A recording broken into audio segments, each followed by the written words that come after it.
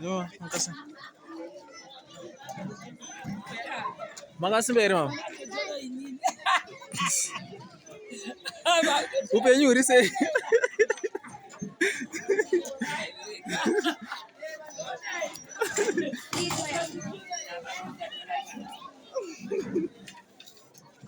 Yes, someone.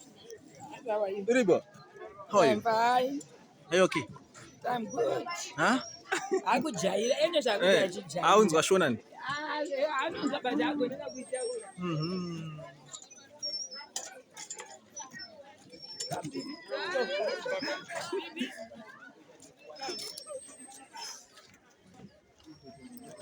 Yes, ndirise. Unofara here. Iwangwa nenguwa kai usingabati. Ungori. Zvinoitika ndezvekuti tinombobatwawo mukati munyika. Unongobatwa. Asa madzoka. Asi zongoti nhasi mujaya anongobatika nhasi chete. Achabatika futi. Zvisizvo izvo zvenyaya yekuti tinenge taitawo free kwatiri takahakwa. Saka tongoti aiwa hatisatarasika. Ndikachimboona kuti tingazviita sei. Wamanje watwa free zvachose rikwa kuti wango free nhasi chete. Zvinogona kuita sekuti ndaita free nhasi but mafree atuwandei. Atuwandei. Kubatikawo zvekumati zakati. Anditi. Ngatambe tichibatika. Vaita basa iri. Alright. Yapera here report. I almost say. I'm almost. Maupedza. Changu cha information yenze kuti ana director pana. Matopedza. Moyo yakati akapedza. Basa ngarifamba. Akati kwa yani. Anditi. Ajaya. Shiri kudi. Anditi ka. Kanjani? Tifara. Zupamba. Up. Murise. Tikafara. Kwenyu murise. Kanjani? Mwafara. Tifari. Amfare. Kone magai.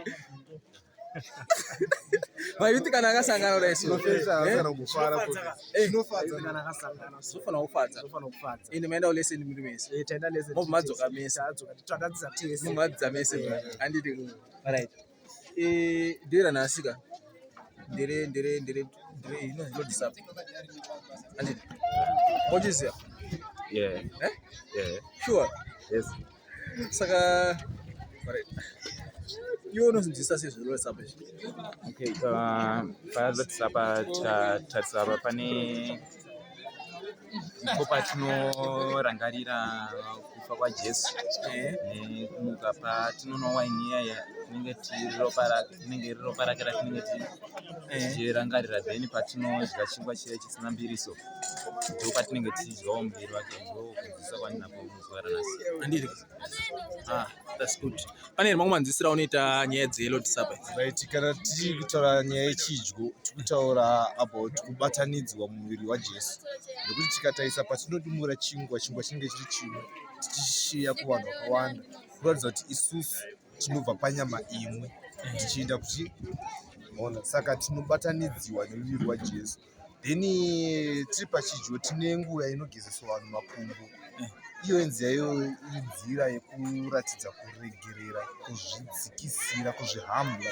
Tikatarisa Jesu mubhaibheri akazvihambla, ndiye akatanga kugezesa vadzidzi vake makumbo, zvichiratidza kuti iye akazvidzikisira. Tatise kuti ave the example yedu isusu, tikwanisa kuziva kuti kana uchiregerera munhu unoregererwa sei, unokwanisa kuzvihambla sei. Haana kumbotora the state yekuti iye ndiMwari, but akangozviti sezvo ndakauya kuvanhu ndikufanira kugezesa vanhu.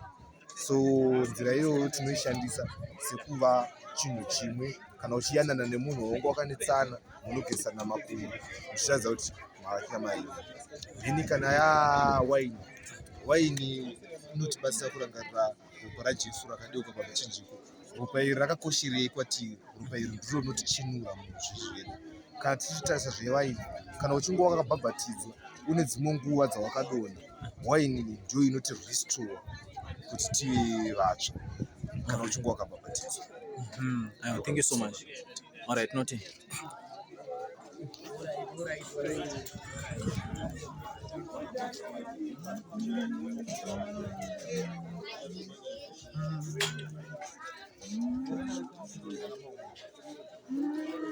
Mangir. Boy yanga yari bas na kuona. Yanga yari bas. Upenyu urise. Anditika. Na asima we.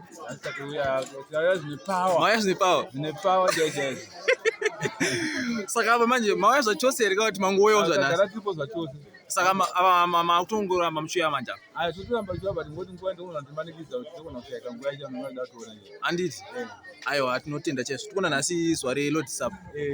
Ndima diko nacho. Ndisi takazara nacho. Right. Ini ndisibiza muno understand pamusoro pe Lord Sub.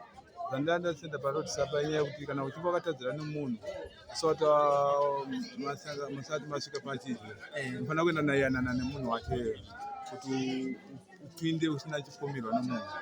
All right. Okay. Notenda cheso. Yeah. All right. Kurapisa zvote mwari.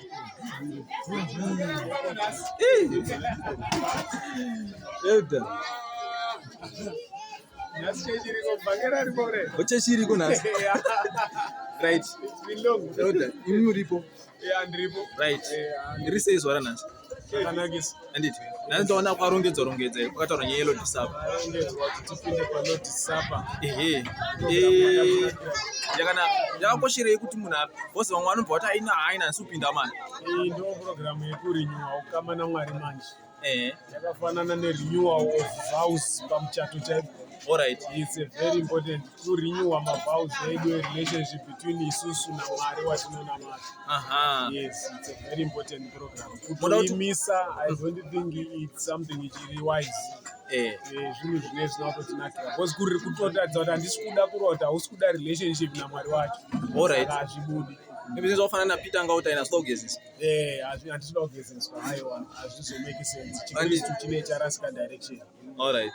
Evi. Seriously. Zvekufamba. Iwe unonzwisa senyaya yeLord Sub. Lord Sub. Ndofunga pane nyaya yekugezesana tsoka zvichirepresenta humility yevanhu because Jesu paakagezesa vadzidzisi vake vatomboramba ndobva azovaexplainera kuti aiwa ushe hwekudenga unotanga kubva kumudiki which is the servant. Saka Jesu atora nzvimbo yake kuti agezesa vadzidzisi vake tsoka. Anditi. Sanodzidza humanity. Thank you so much, Wayne. All right. Okay, Pindio.